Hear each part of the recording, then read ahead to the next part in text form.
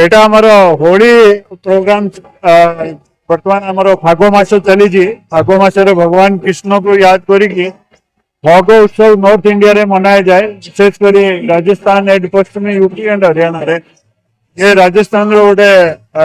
डफ टीम आम डाकीचु तो मैंने बढ़िया डफ्रे कृष्ण भगवान श्याम